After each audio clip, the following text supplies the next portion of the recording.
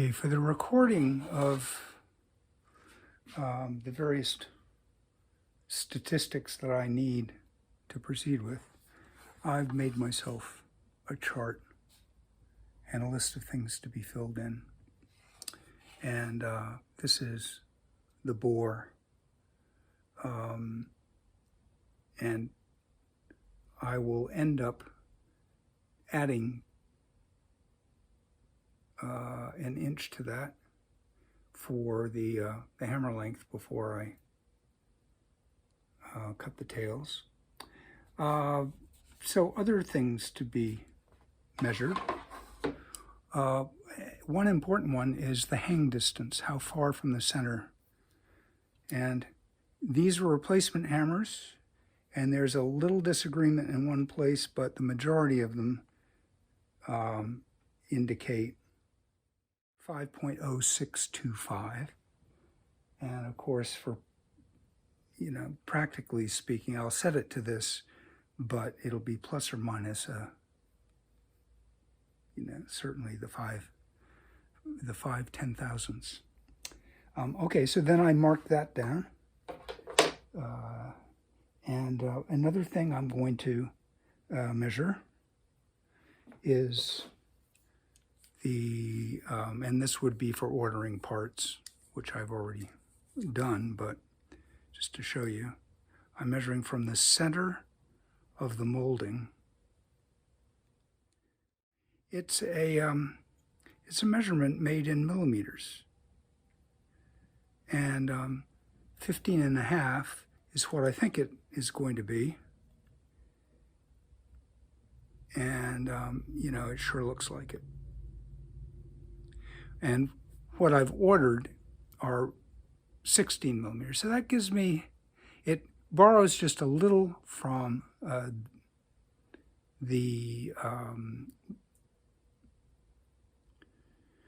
it adds a little dip needed and borrows against the hammer rise by that given dip. So I want 1.75 inches as my blow distance. I'm going to need a little bit deeper dip. Not very much, but it will also make these heavier hammers, and the hammers I'm putting on are definitely heavier than the original hammers. It's going to make them effectively a little bit lighter. The modern Steinways go to 17 millimeters after the fashion of the European Steinways and other pianos, and that definitely impacts either your blow or your dip or both. But it makes the effective weight of the hammers lighter. Another thing I'm going to do is I'm going to change out these heavy brass capstans for anodized aluminum capstans, and between those I won't be very far off of the way off that's there. Before I hang a couple of hammers, I'm just going to show you my workspace where I collect my glue, and then I will apply the glue to a shank. I have my hammers awaiting hanging here. I will actually have a hammer in hand and apply my glue there, apply my glue here, and then turn the hammer on.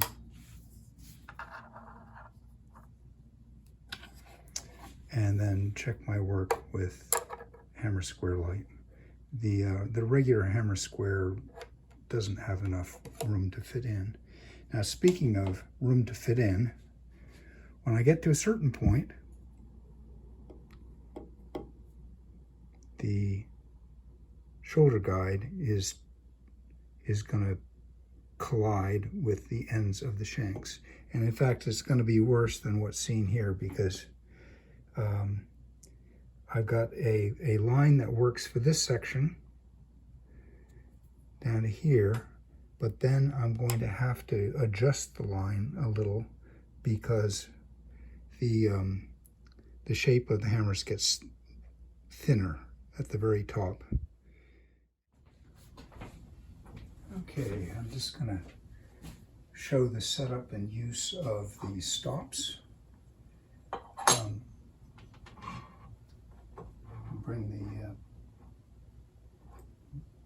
shoulder guide up to the hammers.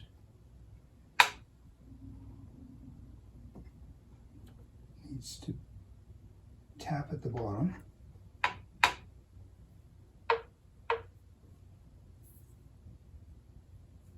And there's a little bit of a seesaw effect.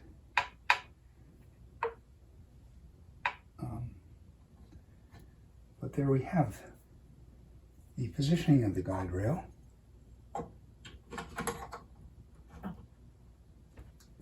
Tighten on the stops.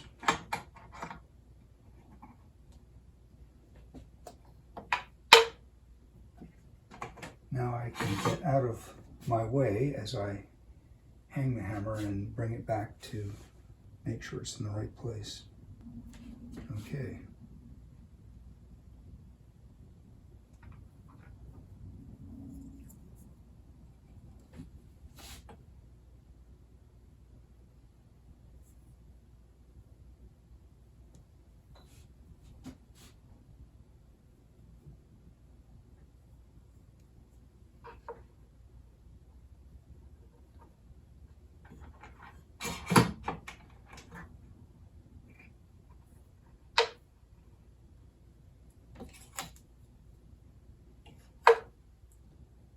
Just check for the verticality. Pull it back out of the way. Glue on the shank.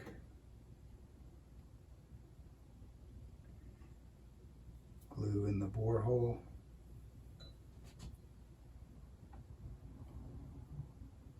Turn on the hammer.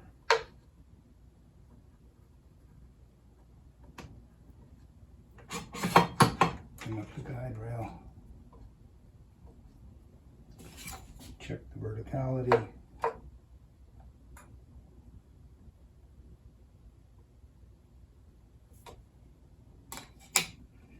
Bring the guide rail back. Rinse and repeat.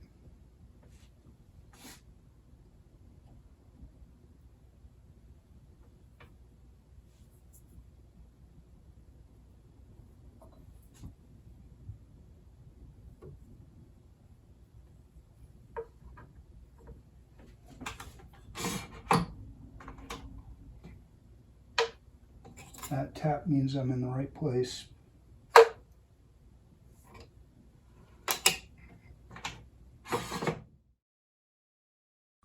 And please like, subscribe, or follow the link in the notes to my website.